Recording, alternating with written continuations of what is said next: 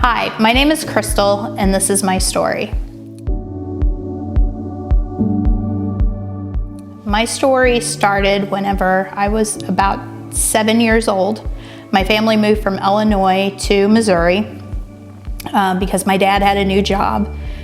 And my dad's new job also came with a lot more money, which in turn, my mom became a shopaholic. We bought a new house, we bought all new furniture, we had new cars. And then my mom also became addicted to cocaine. My mom and dad divorced, and with that, all the money went away. And so people started coming in and they repossessed our house, our furniture, our cars, everything went away. My life as I knew it was completely different. One night, she actually asked my grandparents if we could stay with them.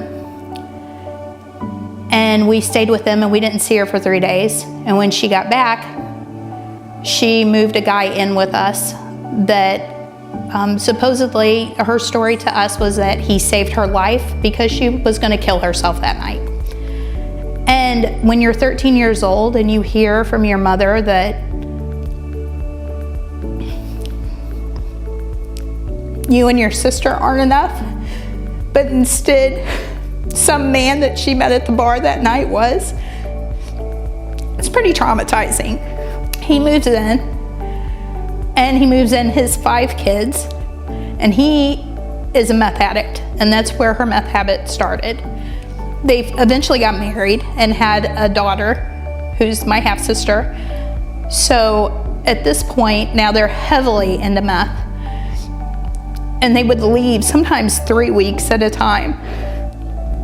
And it would be just me and these other 7 kids, including a brand new baby that I was raising. At this point, I'm between 14 and 15 years old. I just couldn't take it anymore. I couldn't, and I felt like I was letting down all of my siblings. But I left, and I went and moved in with my grandma. My shop teacher had a daughter that invited me to their youth group. And I went with her, and it changed my whole life. Changed my whole life. For 3 years, every time the church doors were open, I was there because I knew it was the only place where I was happy. And my grandparent and my grandma and my step-grandpa had moved away.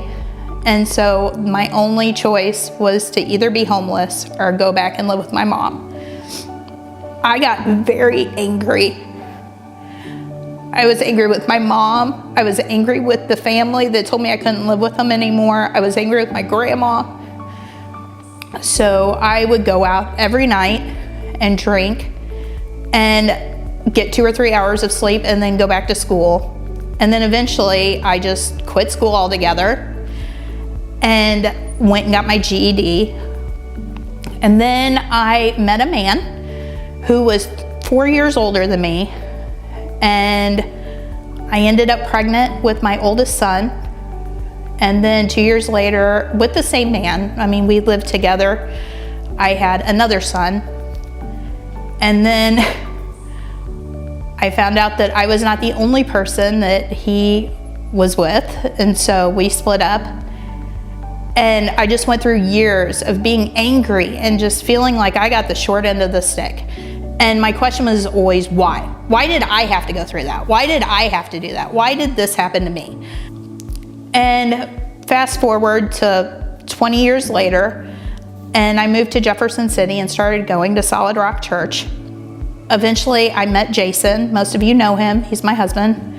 One day, Pastor Stacy preached about 21 days of prayer was coming up.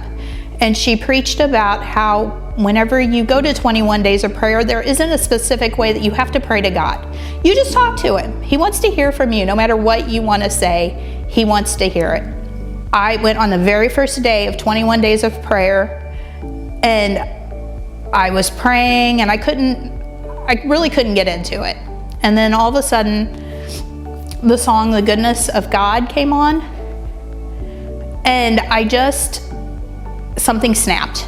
And I was talking to God, and I was telling him about my whole life and about, like he didn't know about it. Of course he knew about it.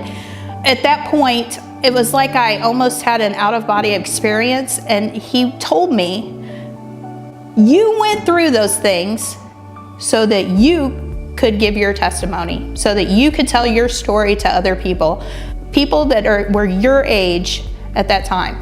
I just want you guys to know that if you ever have something like that is bothering you or hurting you, or things that you don't think people will understand, more people have went through the same things that you might be going through than what you know. So I hope that you know that you can talk to any of us, any of your pastors. You can talk to people, and don't live your life being angry at everyone around you when you don't have to be. I love you guys.